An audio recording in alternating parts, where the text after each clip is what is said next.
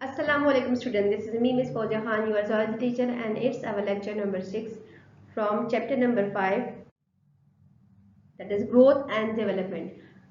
ये हमारे इस चैप्टर का जो है लास्ट लेक्चर है और आज के लेक्चर में हम दो टॉपिक कवर करेंगे। बहुत आसान सा टॉपिक है और जो है एक टॉपिक तो बहुत ही छोटा सा टॉपिक है। तो हमारा फर्स्ट टॉपिक जो है रीजेनरेशन। रीजेनरेशन मीन्स क्या क्या है? रीजेनरेशन मीन्स रीबिल्ड करना, दोबारा से बनाना, ठीक है ना। मीन्स वो प्रोसेस में कुछ ऑर्गेनिज्म रिप्लेस करते हैं, रिस्टोर करते हैं, अपने लॉस पार्ट को दोबारा से वो रिजेनरेट करते हैं, रीबिल्ड करते हैं। उस प्रोसेस को बोलते हैं रीजेनरेशन।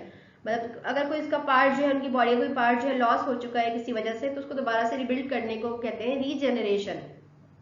तो यहाँ पे कुछ एग्जाम्पल दी गई है। अच्छा, रीजनरेशन जो है, रीजनरेशन का प्रोसेस जो है, वो जितना ही ऑर्गेनिज्म सिंपल होगा उतनी ही उसमें रीजनरेशन की पावर जो है हाई होगी। जितना ही कॉम्प्लेक्स होगा उसमें रीजनरेशन की पावर जो है वो जो है उस तरह जो है वो कम होती रहेगी।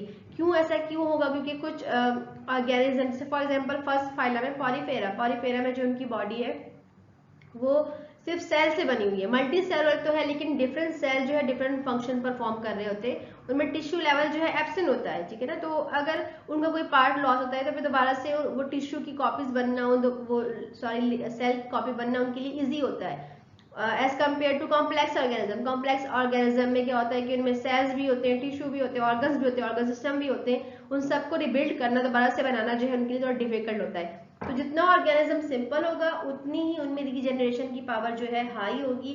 जितना ही वो कॉम्प्लेक्स होगा उसमें रीजनरेशन की पावर जो है उतनी ही कम होगी, ठीक है ना। तो अच्छा, जो सबसे पहले आपको एग्जांपल दी गई है तो ये आपको जैसे हाइड्रा है, हाइड्रा फाइलम नाइडेरिया से बिलोंग करता है। जो सेकंड फाइलम है तो ये भी कॉम्प्लेक्स ऑर्गेनिज्म नहीं है, ठीक है ना। पॉलीफेरा फर्स्ट फाइलम से तो थोड़ा सा कॉम्प्लेक्स है लेकिन इतने कॉम्प्लेक्स नहीं है। दे आर सिंपलेस्ट ऑर्गेनिज्म, ठीक है ना। तो हाइड्रा का अगर बी रीजनरेशन की पावर बहुत ज्यादा हाई है अगर इनकी बॉडी में। अच्छा, दे आर डिप्लोब्लास्टिक। डिप्लोब्लास्टिक क्या था कि मीन्स इनके पास दो टिश्यू लेयर्स हैं, मीन्स एक्टोडर्म्स एंड एंडोडर्म। मेसोडर्म इनमें एब्सेंट होती है। In place of mesoderm mesoglea is present, जो कि नॉन लिविंग मैटर है, ठीक है ना। तो इनकी बॉडी सिंपलेस्ट होती है तो इसलिए इनमें रिजनरेशन की पावर भी अच्छी होती है। तो अगर हाइड्रा को किसी इसका कोई पीस लॉस हो जाए, ठीक है ना, कोई भी पार्ट जो है बॉडी का लॉस है, तो इसमें ये एबिलिटी होती है कि दोबारा से इसको रिजेनरेट कर सके। फॉर एग्जाम्पल हाइड्रा को सेंटर में से कट कर दिया जाए तो दोबारा से वो जो कट पीस है उससे नीचे जो ये जो नीचे कट पीस है इसमें दोबारा से ये एबिलिटी होती है कि दोबारा से किसी और जो है ऐसे एक नया हाइड्रा बन सके, दोबारा से ये ग्रो कर सके। तो जितने भी इसके पार्ट्स है दोबारा से इसको ग्रो कर सके, ठीक है ना। तो सेकंड जो एग्जांपल है यहाँ पे है पॉलीफेरा। पॉलीफेरा मतलब स्पंजेस। स्पंजेस जो है फर्स्ट फाइलम है जो कि हाइड्रा से भी नाइडेरिया से भी सिंपलेस्ट ऑर्गेनिज्म है, ठीक है ना। क्योंकि इनकी बॉडी जो है सिर्फ सेल से बनी होती है। इनमें टिश्यू लेवल एब्सेंट होता है, टिश्यू लेवल होता ही नहीं है, सिर्फ सेल। डिफरेंट सेल जो है डिफरेंट फंक्शन परफॉर्म कर रहे होते हैं पॉलीफेरा में, इसको स्पंजेस भी कहा जाता है। तो स्पंजेस में जो रीजनरेशन की पावर जो है बहुत ज़्यादा हाई है, ठीक है ना। बहुत हाई पावर की रीजनरेशन होती है। इवन जो इनकी रीजनरेशन है उनको स्पेसिफिक नाम दिया गया फ्रेगमेंटेशन। फ्रेगमेंटेशन क्यों कहा जाता है? क्योंकि इसमें जो इसकी रीजनरेशन की पावर है बहुत ज़्यादा हाई, इतनी ज़्यादा कॉम्प्लेक्स, ज़्यादा सिंपल है, उतनी ही उनकी इनकी रीजनरेशन की पावर जो है हाई है। एक एक्सपेरिमेंट किया गया कि एक स्पंज को अगर चोक कर दिया जाए, ठीक है ना, तो डिफरेंट पीसेस में इसको चॉप भी कर दिया जाए तो हर पीस से जो है एक नया स्पंज जो है बन सकता है। इसकी एबिलिटी ऐसी, हर पीस जो है एक नया स्पंज में जो है ट्रांसफर हो सकता है। तो इसलिए इसकी जनरेशन के पावर को जो है फ्रेगमेंटेशन एक स्पेसिफिक नाम दिया गया। ओके, नेक्स्ट जो है यहाँ पे स्टार फिश। स्टार फिश जो है फाइलम में कायोड्रामेटा से बिलोंग करता है, ठीक है ना। जिसके जिसके स्किन के ऊपर स्पाइंस लगे होते हैं, ठीक है ना, तो इसलिए इनका नाम एक कायोड्रामेटा पड़ा है, ठीक है ना। तो स्टार फिश में भी रिजनरेशन की पावर अच्छी है। अच्छा, ये बहुत सिंपलेस्ट ऑर्गेनिज्म तो नहीं है, ठीक है ना। ये जो है 8 फाइलम है इनका। मीन्स पॉलीफेरा फर्स्ट फाइलम है, नाइडेरिया सेकंड फाइलम है, ये 8 फाइलम है। तो इसमें जो है ये क्या करते हैं, लेकिन इनमें भी रिजनरेशन पावर है। मींस अगर स्टार फिश का कोई एक आर्म जो है लॉस हो जाए, ठीक है ना, कि इनके 5 आर्म्स होते हैं नॉर्मली, ठीक है ना। तो अगर एक आर्म जो इनका लॉस हो जाए तो इनमें ये एबिलिटी है कि वो आर्म दोबारा से रीजनरेट कर सके। इसके बाद जो है 8 फाइलम के बाद now regeneration in invertebrates and vertebrates, ठीक है। तो यहाँ पे हमने इंसेक्ट्स है, इंसेक्ट जो है फाइलम आर्थ्रोपोडा से बिलोंग करता है। तो इनमें जो रिजेनरेशन की पावर है कि they can regenerate their lost appendages, मतलब एक इनके अगर अपेंडेजेस जो है जिसको लेग जो है मतलब कहते हैं, तो वो अगर जो है किसी वजह से टूट जाए, ठीक है ना, तो वो जो है इसको ये जनरेट कर सकते हैं, ठीक है ना। जैसे ये जीरो जो है मतलब फर्स्ट डे में क्या हुआ कि ये लॉस हुआ, उसके बाद 5 डेज के बाद थोड़ा सा और ग्रो हुआ, 13 डेज 20 डेज, 35 डेज में जो है कंप्लीट इनका अपेंडेजेस जो है रिकवर हो गया। सेम ऐसी जो है वर्टिब्रेट्स की बात करें तो लिजर्ड जो है, लिजर्ड जो है अगर आप ये तो आपको जो है पता होगा कि अगर उसकी टेल जो है लॉस हो जाए तो they can regenerate their lost tell.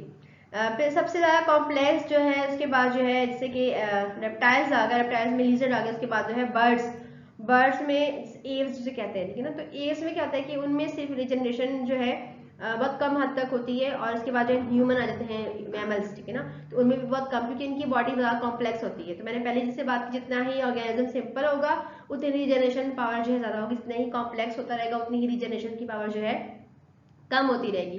तो बर्ड जो है उनमें अगर कोई चोट लग जाती है तो वो अपनी स्किन को रिकवर कर सकते हैं, लेकिन और ऐसे मैमल्स जो है मतलब इंसान की अगर बात करें तो इंसान को भी अगर चोट लग जाती है तो उनका टिश्यू जो है वो रिकवर हो जाता है और स्किन जो वापस से आ जाती है, और स्कार वगैरह होते हैं उसको रिकवर करने की एबिलिटी जो है बर्ड्स में और मैमल्स में है, क्योंकि ये ज़्यादा कॉम्प्लेक्स ऑर्गेनिज्म है तो इनमें रिजेनरेशन की कॉपी जो एबिलिटी होती है वो कम होती है as compare to simplest organism.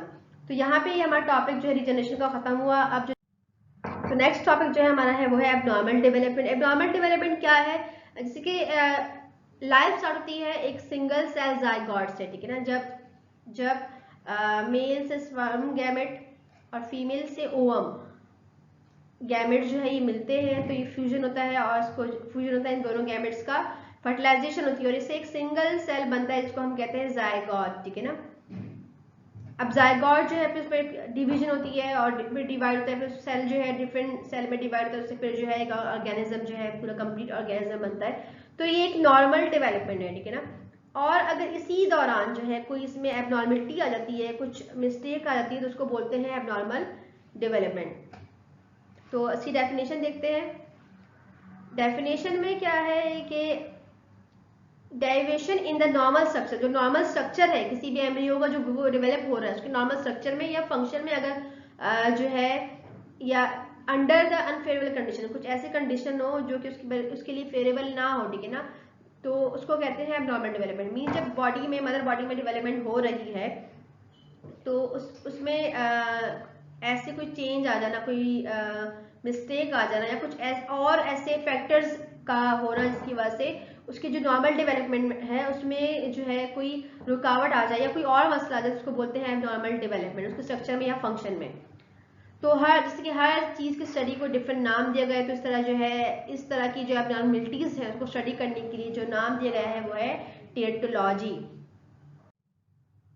Okay, embryological development जो है किसी भी ऑर्गेनिज्म के अंदर जो है वो एक सीक्वेंस से होता है। मींस एक जो सिंगल सेल है जाइगोट, ठीक है ना, उससे जो है एक मल्टी सेलर ऑर्गेनिज्म जो है जो ये हो रहा है पूरा स्टेज वाइज हो रहा है और ये सीक्वेंस से हो रहा है, ठीक है ना, नॉर्मल डेवलपमेंट में। लेकिन क्या होता है कि कभी कभी कुछ ऐसे कॉजेज है, कुछ ऐसे फैक्टर्स हैं जो कि इस सीक्वेंस में डिस्टर्बेंस पैदा कर लेते हैं और एबनॉर्मल डेवलपमेंट कॉज करते हैं। कौन कौन से फैक्टर्स हैं जो कि एबनॉर्मल डेवलपमेंट कॉज करते हैं? सबसे पहले हमारे पास है म्यूटेशन। म्यूटेशन क्या होता है? Mutation means change in any genetic information. जितनी भी जेनेटिक इन्फॉर्मेशन है उसमें कहीं भी कोई चेंज आ जाना, मींस डीएनए के ऊपर जीन्स लगे होते हैं, क्रोमोसोम होते हैं, उन सब में अगर किसी भी जगह पे कोई चेंज आ जाता है उसको बोलते हैं म्यूटेशन। तो अगर मदर बॉडी में डेवलपमेंट हो रही है, ठीक है ना, तो बेबी की डेवलपमेंट हो रही है, उसमें किसी कोई भी जेनेटिक इन्फॉर्मेशन में कोई चेंज आ जाता है तो उसको क्या कहते हैं, उसको म्यूटेशन कहते हैं, ठीक है ना। सेकेंड जो कॉज है वो है ultraviolet radiation. Means alpha beta gamma rays होते हैं वो, उनका भी नेगेटिव इम्पैक्ट होता है बेबी के ऊपर। इसके अलावा जो है हाई रेडिएशन रेडिएटेड जो एक्सरेज वगैरह होते हैं, अल्ट्रासाउंड कह लें, तो सब इनका भी जो है एक नॉर्मल रेंज जो मतलब बार बार का बना जो है वो इनका बैड इम्पैक्ट हो सकता है बेबी के ऊपर। जब कोई फीमेल प्रेग्नेंट हो और वो जो है बारिश रेस से जो है अगर ये रेस जो है उसकी बॉडी पे जो है एक्सपोजर किया जाए तो वो क्या होगा कि इसका कोई ना कोई नेगेटिव इम्पैक्ट हो सकता है बेबी के डेवलपमेंट के ऊपर।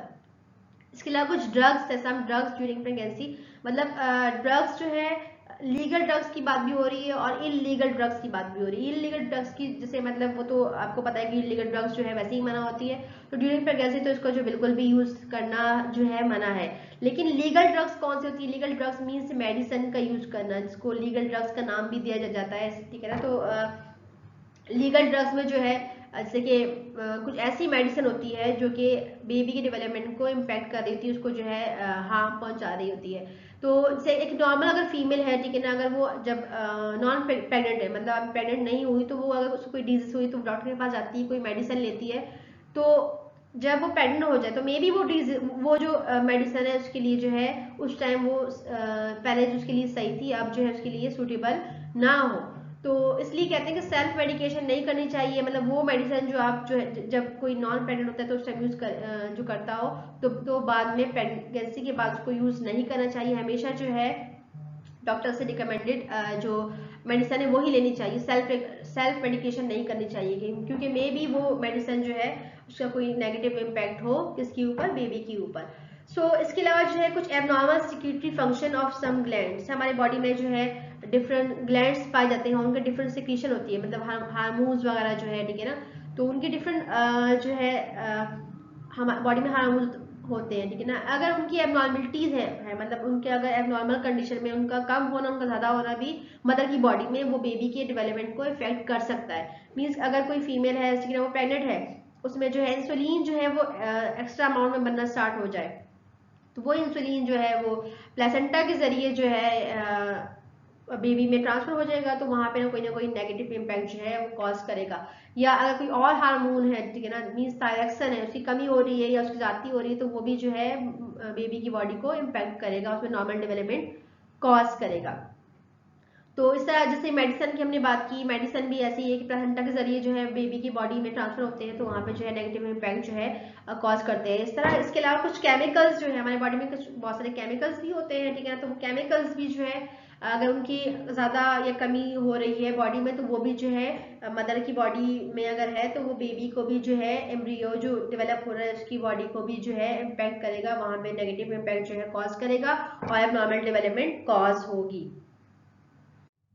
ओके, ये तो आपकी जो है बुक्स में कुछ ऐसे फैक्टर्स थे बताए गए हैं जो कि एबनॉर्मल डेवलपमेंट कॉज करवाते हैं, लेकिन इसके अलावा भी कुछ ऐसे और भी फैक्टर्स है, जैसे कि अल्कोहल का यूज करना और जो है अल्कोहल जो है वो भी जो है एबनॉर्मल डेवलपमेंट कॉज करवा सकता है। या फिर स्मोकिंग करना, स्मोकिंग भी जो है क्योंकि स्मोकिंग में इसमें स्मोक में जो है वो कोई भी स्मोकिंग हो, चाहे वो एक्टिव या पैसिव हो, उसमें निकोटीन होता है, तो वो जो है एबनॉर्मल डेवलपमेंट कॉज करवा सकता है, ठीक है ना। तो यहाँ पे आपकी बुक में जो है कुछ कंडीशन बताई गई, कुछ डिसऑर्डर बताए गए हैं ठीक है ह्यूमन के, जो कि एबनॉर्मल डेवलपमेंट है, मीन्स जब मदर की बॉडी में बेबी की डेवलपमेंट होती है तो उस टाइम जो है ये कॉज होते हैं, ठीक है ना। तो सबसे पहले है माइक्रोसेफेली। अच्छा, ये हम डिटेल में भी पहले पढ़ चुके हैं, चैप्टर नंबर 2 में हम पढ़ चुके हैं, तो आपको पता होगा, ठीक है ना। तो माइक्रोसेफेली क्या है? Organism with small skull in the proportion to the normal body size, मतलब ये जो ऑर्गेनिज्म होते हैं, ये जो इंडिविजुअल होते हैं, उनके जो है ना हेड बहुत स्मॉल होता है, स्कल जो होता है बहुत स्मॉल होता है as compare to their body. इनकी जो बॉडी जो इनका ट्रंक होता है, मीन्स जो इनका ट्रंक होता है वो नॉर्मल साइज का, लेकिन हेड जो है बहुत स्मॉल साइज का होता है, तो इसको बोलते हैं माइक्रोसेफेली, ठीक है ना। सेफेला जो है साइंटिफिक नेम है हेड का, तो स्कल का, तो micro means small, small skull, ठीक है ना। सेकेंड जो डिसऑर्डर है वो है cleft palate and cleft lip and cleft palate, ये भी हम पढ़ चुके हैं। मीन्स क्लेफ्ट का मतलब होता है गैप, लिप में गैप आ जाना, यहाँ पे क्लेफ्ट पैलेट मतलब पैलेट में गैप आ जाना। पैलेट क्या है? रूफ ऑफ द माउथ, ठीक है ना, जो हमारा माउथ है उसका जो रूफ है उसको हम बोलते हैं पैलेट, और जो कि क्या करता है, जो कि सेपरेट करता है हमारे नेजल कैविटी को अपने हमारे माउथ की कैविटी से, मतलब अपने हमारे बकल कैविटी से इसको सेपरेट करता है। अगर इसमें किसी वजह से मीन्स डेवलपमेंट इसमें किसी वजह से जो है इसमें गैप आ जाए या लिप में गैप आ जाए तो उसको बोलते हैं क्लेफ्ट पैलेट एंड और क्लेफ्ट लिप। तो इसको जैसे कटे हुए होंठ और कटे कटे हुए तालू भी कहते हैं, ठीक है ना। इसमें होता है क्या है, जब लिप में गैप हो तो जो बच्चे होते हैं उनको क्या होता है, फीडिंग में मसला होता है, जब वो सक करते हैं तो उसको उस टाइम मसला होता है। और जब पैरेट में गैप होता है तो उसमें क्या होता है कि उसमें जो है उसमें जैसे कि हम जब कुछ वर्ड्स होते हैं तो हम जब बोलते हैं तो हम टच करते हैं, हमारी जो टंग है वो टच करती है हमारे रूफ को, ठीक है ना, रूफ ऑफ माउथ को, जैसे पैरेट को टच करते हैं। जैसे फॉर एग्जांपल अगर आप आर बोले तो आपकी टंग जो है आपके रूफ को टच करेगी, लेकिन जब ये जो एब्नॉर्मल डेवलपमेंट है, मतलब पेशेंट होते हैं, जो पर्सन होते हैं, ठीक है ना, जब वो यही वर्ड जो है जब वो बोलते हैं तो वहाँ गैप होता है तो उनको बोलने में मसला होता है, तो मीन्स स्पीच की प्रॉब्लम होती है इनमें। और इसके अलावा जब वो कुछ खा रहे होते हैं तो क्या होता है कि उस गैप के जरिए जो है उनकी नेजल कैविटी में जाता है, नेजल कैविटी से जाने के बाद जो है वो नीचे लंग्स में भी जा सकता है, तो उससे क्या होता है कि नॉर्मली जो है इन्फेक्शन वगैरह जो है कॉज होता है, ठीक है ना। तो ये आजकल तो ये इसका जो है ट्रीटमेंट जो है हर जगह अवेलेबल है, तो इजीली इसका ट्रीटमेंट हो सकता है, ठीक है ना।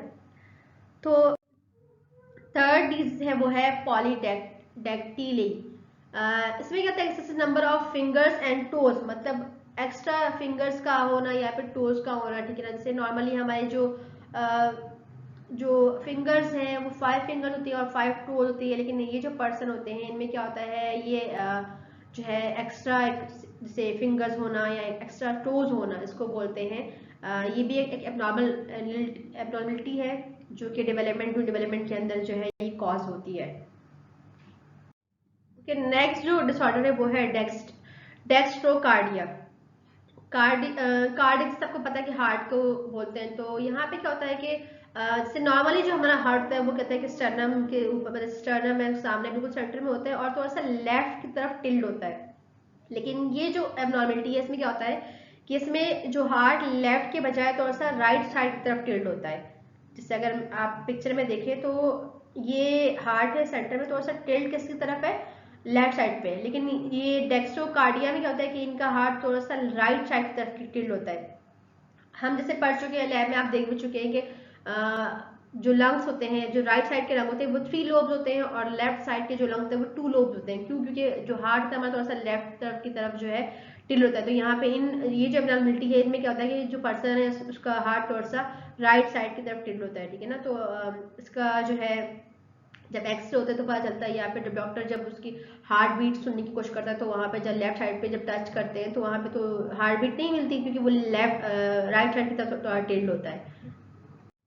ओके, नेक्स्ट जो है वो है sickle cell anaemia. Sickle cell anaemia में क्या होता है कि जो हमारे आरबीसी, जो नॉर्मल आरबीसी होते हैं वो थोड़ा सा राउंड शेप के होते हैं। जैसे आपको यहाँ पर शेप नजर आ रही है, ठीक है ना, ये बिल्कुल से राउंड शेप के। लेकिन सिकल सेल में क्या होता है कि इनकी शेप चेंज हो जाती है, ठीक है ना। शेप क्यों चेंज हो जाती है कि जो हमारे आरबीसी में हेमोग्लोबिन है, हेमोग्लोबिन मीन्स में जो ग्लोबन है प्रोटीन, जो बेसिकली का प्रोटीन है, उसमें जो है नंबर 6 पे जो अमाइनो एसिड होता है उसकी जगह पे कोई और अमाइनो एसिड आके अटैच हो जाता है, ठीक है ना। फिर जिसकी जो क्या करता है उसकी शेप को जो है, फिर ये जो है हेमोग्लोबिन जो है ये मिलके अटैच आपस में मिलके जो है उसकी शेप को चेंज कर देते हैं।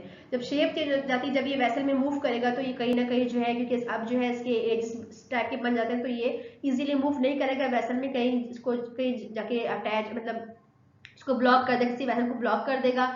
तो अब ब्लॉक कर देगा तो मीन्स ब्लड ट्रांसफर नहीं आगे हो सकता है, या फिर अगर ब्लॉक नहीं भी करेगा तो ये ब्रेक डाउन हो जाएगा। जब ये ब्रेक डाउन हो जाएगा तो मीन्स जो हेमोग्लोबिन है वो जो है टूट जाएगा तो क्या होगा कि वहां से हेमोग्लोबिन लॉस हो गया तो ब्लड बॉडी में जो है ब्लड की कमी हो जाती है, ठीक है। तो इसको बोलते हैं एनीमिया हो गया, ठीक है ना। तो इसमें सिकल से सेल इसलिए बोलते हैं कि इसमें सिकल शेप बन जाती है, इसलिए इसको कहते हैं सिकल सेल एनीमिया या सिकल शेप आरबीसीज जो है, आरबीसी की शेप जो है इसमें चेंज हो जाती है।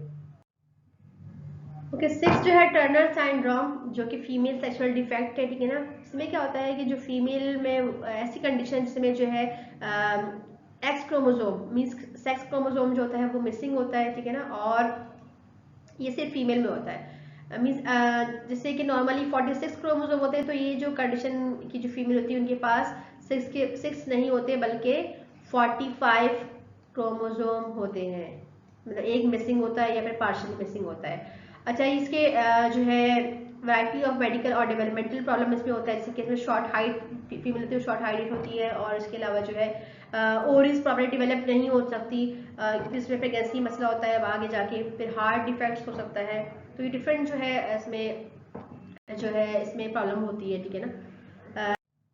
ओके, नेक्स्ट डिसऑर्डर है लेनफेल्टर सिंड्रोम, जो कि मेल सेक्सुअल डिफेक्ट है। इस कंडीशन में क्या होता है कि एक एक्स्ट्रा जो बॉय होता है, एक एक्स्ट्रा क्रोमोसोम के साथ जो है उसकी बर्थ होती है। मीन्स अगर जो एक्स वाई क्रोमोसोम है, ठीक है ना, मैन में, ठीक है ना, बॉय में, वो उसकी उनकी बर्थ होती है एक्स एक्स वाई, तो इसलिए इसको जो है डबल एक्स वाई सिंड्रोम भी कहते हैं। मीन्स अगर 46 की बजाय जो है उनके पास कितने क्रोमोसोम होते हैं, 47 क्रोमोसोम होते हैं। ये भी जो है कोई जब डेवलपमेंट होती है तो मदर बॉडी में कोई एबनॉर्मलिटी की वजह से ऐसा होता है, तो इनके पास 46 की बजाय 47 क्रोमोसोम होते हैं। जो है एक एक्स्ट्रा क्रोमोसोम होता है इनके पास। और ये जो पर्सन होते हैं इनको पहले बचपन में पता नहीं चलता, जब ये एडल्ट फॉर्म में जाते हैं, एडल्टहुड में जाते हैं, तब जाके इनको पता चलता है। और तब क्यों पता चल रहा है, they run into the problem trying to have a child, ठीक है ना, तो इसलिए जो है इनको तब पता चलता है कि जब इसका जब एडल्ट फॉर्म में जाते हैं, ठीक है ना। नेक्स्ट जो है हमारे पास 8 जो है वो है डाउन सिंड्रोम। इसमें क्या होता है कि मेंटल और फिजिकल रिटार्डेशन होती है। मीन्स जो पर्सन होता है वो क्या होता है कि उसकी एज के हिसाब से उसका मेंटल लेवल जो है थोड़ा सा कम होता है, ठीक है ना। तो इसको ट्राइसोमी भी कहते हैं, क्योंकि इसमें एक एक्स्ट्रा क्रोमोसोम, इसे भी जो है एक एक्स्ट्रा क्रोमोसोम की कॉपी बनती है। नॉर्मली जो है 21, कौन सी कॉपी, 21 क्रोमोसोम की एक कॉपी आनी होती है मदर से बॉडी से, एक होती है फादर की बॉडी से आनी होती है, ठीक है ना। तो यहाँ पे एक एक्स्ट्रा कॉपी बनती है, तो इसलिए इसको बोलते हैं ट्राइसोमी, ठीक है ना। 21 का क्रोमोसोम जो है वो एक्स्ट्रा इनके पास बनता है, तो मीन इनके पास 46 के बजाय इनके पास भी 47 क्रोमोसोम होते हैं, ठीक है ना। तो इसमें क्या होता है कि इसमें फिजिकल ग्रोथ जो है वो डिले होती है, ठीक है ना। मीन्स और कैरेक्टरिस्टिक फेशियल फीचर है वो थोड़े से जो है एज के हिसाब से वो बड़े बड़े लग रहे होते हैं, तो इसमें मेंटल लेवल थोड़ा सा वो भी थोड़ा सा जो है एज के हिसाब से जो है कम होता है डाउन साइड्रोम में। ओके, नंबर 9 जो है हेमोफीलिया। हेमोफीलिया में क्या होता है कि डिक्रीज एबिलिटी होती है और inability of the blood to clot.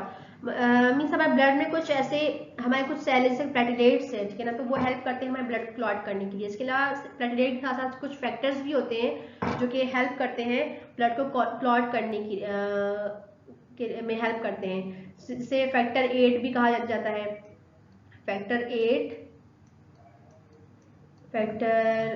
8 और प्लेटेलेट सेल जो होते हैं वो हमारे ब्लड को क्लॉट करते हैं। लेकिन ये जो पर्सपेशन होते हैं जिनको हेमोफीलिया होता है, तो इनमें या तो ये एबिलिटी डिक्रीज होती है, मतलब कम होती है, इनके फैक्टर 8 जो है सही से वर्क नहीं कर रहे होते हैं, ठीक है ना। या तो जो है बिल्कुल जो है इनमें होता ही नहीं है, तो ब्लड क्लॉट नहीं होता। फिर जो ये पर्सन इनको किसी वजह से चोट लग जाए तो इनका ब्लड जो है वो क्लॉट नहीं कर पा रहा होता, तो बहुत ज़्यादा जो है इसके लिए इनकी मसला होता है। स्पेशली जब सर्जरी होती है तो इनको जो है प्रॉब्लम होती है ब्लड क्लॉट करने में, ठीक है ना, तो इसको बोलते हैं हेमोफीलिया। ओके, नेक्स्ट जो है थैलेसीमिया। थैलेसीमिया भी जो है ये ब्लड डिसऑर्डर है। इसमें क्या होता है कि आरबीसी जो है हेमोलाइटिक एनीमिया, मीन्स